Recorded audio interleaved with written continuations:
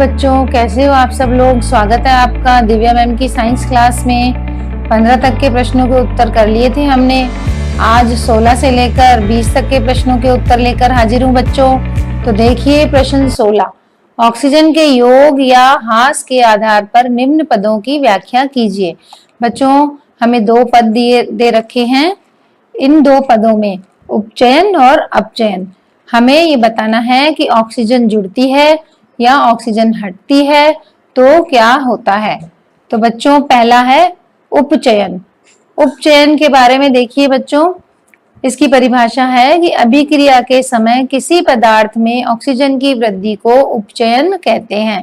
यानी कोई भी अगर अभिक्रिया है और किसी पदार्थ में ऑक्सीजन जुड़ जाए, ऑक्सीजन लग जाए, तो उसको हम उपचयन या ऑक्सीडेशन, अंग्रेजी में क्या कहते हैं, ऑक्सीडेशन कहते हैं। इसका उदाहरण बिल्कुल सरल है बच्चों, जैसे कॉपर यानी Cu कॉपर यानी तांबा प्लस O2 यानी ऑक्सीजन।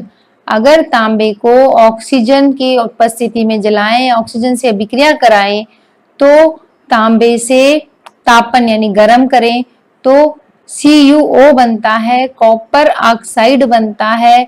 इसे उपचयन अभिक्रिया कहते हैं। इसमें क्या हुआ, इसमें कॉपर का ऑक्सीडेशन यानी ऑक्सीकरण हुआ, यानी उपचयन हुआ तांबे का। और इसका एक और उदाहरण देख लीजिए आप, H2 प्लस O2 यानी कि हाइड्रोजन और ऑक्सीजन। सबको मालूम है हाइड्रोजन और ऑक्सीजन मिलकर जल बनाते हैं। तो H2 और O2 मिलकर 2H2O यानी जल बनाते हैं। तो इस अभिक्रिया में क्या हुआ, इसमें हाइड्रोजन के साथ ऑक्सीजन जुड़ गई तो हाइड्रोजन का उपचयन हो गया। अब बी देखिए, अपचयन। अभिक्रिया के समय किसी पदार्थ में ऑक्सीजन का ह्रास यानी हानि यानी हटना। ह्रास का मतलब क्या होता है, हानि या फिर हटना, यानी ऑक्सीजन हट जाए तो उसको अपचयन और अंग्रेजी में रिडक्शन कहते हैं। तो इसका क्या उदाहरण है बच्चों, CuO यानी कॉपर ऑक्साइड। जो अभी हमने कॉपर ऑक्साइड बनाई थी ना, इसको अगर हाइड्रोजन से क्रिया करवा लें, H2 यानी हाइड्रोजन से क्रिया करवा लें, पहले वाली अभिक्रिया का ही ये उत्पाद है CuO। इसको हाइड्रोजन से अभिक्रिया कराई यानी तापन करा तो क्या मिला हमें, कॉपर अलग हट गया और H2O जल बन गया। इस अभिक्रिया में क्या हुआ, इसमें यह हुआ कि CuO कॉपर ऑक्साइड का अपचयन हो गया। इसका एक और उदाहरण देखिए बच्चों, ZnO यानी zinc oxide. Zinc oxide plus C यानी कार्बन। तो जिंक ऑक्साइड को कार्बन से जोड़ते हैं तो जिंक से ऑक्सीजन हट जाती है और वो ऑक्सीजन कहाँ जाके जुड़ती है, कार्बन से जाके जुड़ती है। तो इस अभिक्रिया में क्या होता है, ZnO यानी जिंक ऑक्साइड का अपचयन होता है। प्रश्न 17 देखिए, एक भूरे रंग का चमकदार तत्व X को वायु की उपस्थिति में गर्म करने पर वह काले रंग का हो जाता है। इस तत्व X एवं उस काले रंग के यौगिक का नाम बताइए। हमें ये बताना है कि वह तत्व, उसका नाम क्या है और जो गर्म करने पर मिलता है उसका नाम क्या है। तो बच्चों देखिए, उत्तर है इसका, तत्व X क्या है, तांबा, और काले रंग का यौगिक क्या है, कॉपर ऑक्साइड। तांबे को यानी Cu को जब ऑक्सीजन की उपस्थिति में जलाते हैं तो CuO यानी कार्बन कॉपर ऑक्साइड बनता है।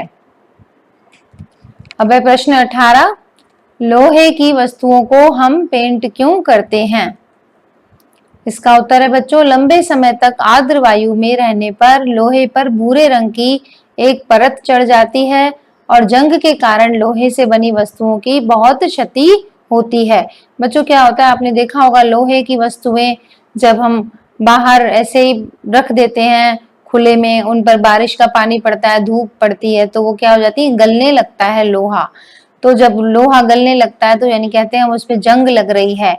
तो जंग लगने के कारण लोहे की वस्तुएं क्या हो जाती है, कच्ची हो जाती हैं, टूटने लगती हैं। तो अगर हम पेंट कर दें उस लोहे पर तो उस लोहे की वस्तुओं को हम जंग से बचा सकते हैं और उनकी आयु भी बढ़ा सकते हैं। तो लोहे की वस्तुओं को जंग से बचाने के लिए उन पर पेंट करते हैं। प्रश्न 19 देखिए, तेल एवं वसा युक्त खाद्य पदार्थों को नाइट्रोजन से प्रभावित क्यों किया जाता है? बच्चों, जो मैंने आपको पढ़ाया था ये पार्ट, उसके अंत में बताया था कि जो चिप्स वगैरह होते हैं या तेल की जो भी चीजें होती हैं उनको नाइट्रोजन से प्रभावित करते हैं। इसका उत्तर है तेल एवं वसायुक्त खाद्य पदार्थों को नाइट्रोजन से प्रभावित इसलिए किया जाता है क्योंकि नाइट्रोजन एक प्रतिऑक्सीकारक है। इसको अंडरलाइन कर लीजिए। नाइट्रोजन क्या है? एक एंटीऑक्सीडेंट है। तो ये एंटीऑक्सीडेंट क्या करता है? उन तेल की वस्तुओं को ऑक्सीजन के संपर्क में आने से रोकता है, जिससे उनमें बदबू नहीं आती है। तो यह तेलीय खाद्य पदार्थों को लंबे समय तक विकृत गंधिता से बचाता है। विकृत गंधिता क्या होती है? रेंसिडिटी, यानी कि जो चिप्स और तेल की चीजों को रखने के काफी समय रखने के बाद जो स्मेल आती है उसको विकृत गंधिता कहते हैं। यही कारण है कि चिप्स बनाने वाले चिप्स की थैलियों में ऑक्सीजन को हटाकर क्या भर देते हैं? नाइट्रोजन गैस भर देते हैं। अब प्रश्न 20 देखिए बच्चों, निम्न पदों का वर्णन कीजिए तथा प्रत्येक का एक एक उदाहरण दीजिए। बच्चों, ये टिप्पणियां आती हैं 2-2 नंबर की, इसलिए इस प्रश्न 20 को अच्छी तरह से देख लेना और याद कर लेना। तो ए है संक्षारण और बी है विकृत गंधिता। ये संक्षारण और विकृत गंधिता अभी पिछले प्रश्नों में मैंने बताया ही है आपको। तो देखिए, संक्षारण यानी कोरोजन किसे कहते हैं? धातुएं यानी लोहा, सोना, चांदी, तांबा, ये सब क्या है बच्चों? धातुएं होती हैं। धातुएं अपने आसपास अम्ल, आर्द्रता आदि के संपर्क में आने पर संक्षारित होती हैं। इस प्रक्रिया को संक्षारण कहते हैं। और लोहे की बनी वस्तुएं जब आर्द्र वायु के संपर्क में आती हैं तो उन पर लालिमा युक्त भूरे रंग की परत चढ़ जाती है। इसे लोहे पर जंग लगना कहते हैं। अभी पहले ही प्रश्न में मैंने बताया था आपको। तो लोहे पर जो जंग लगती है उसे ही संक्षारण कहते हैं। दूसरी टिप्पणी आती है बच्चों विकृत गंधिता पे, यानी रेंसिडिटी पर। तो रेंसिडिटी क्या होती है बच्चों? वसा युक्त या तेल की जो पदार्थ होते हैं, चिप्स इत्यादि, इनका स्वाद लंबे समय तक रखने के बाद उपचयन के कारण खराब हो जाता है, यानी उनमें से स्मेल आने लगती है, बदबू आने लगती है, और इसी प्रक्रिया को विकृत गंधिता कहते हैं।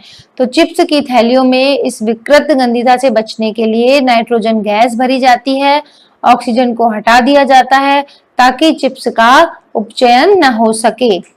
तो बच्चों, ये थी अपनी क्लास और ये थे पाठ के पूरे प्रश्न उत्तर। इनको अच्छी तरह से याद कर लेना बच्चों, कॉपी में लिख लेना, जिससे आपका पाठ एक पूरा होता है। और अगले पाठ को लेकर अगले वीडियो में आऊंगी। तब तक बच्चों देखते रहिए मेरी वीडियो और इसी तरह लाइक, शेयर और कमेंट करते रहिए। आप जो प्यार दे रहे हैं उससे बच्चों मेरा प्रोत्साहन भी बढ़ रहा है और आप इस मटेरियल को और दोस्तों तक भी पहुंचाइए और इसी तरह से मेरे साथ जुड़े रहिए। तब तक के लिए बाय बाय बच्चों।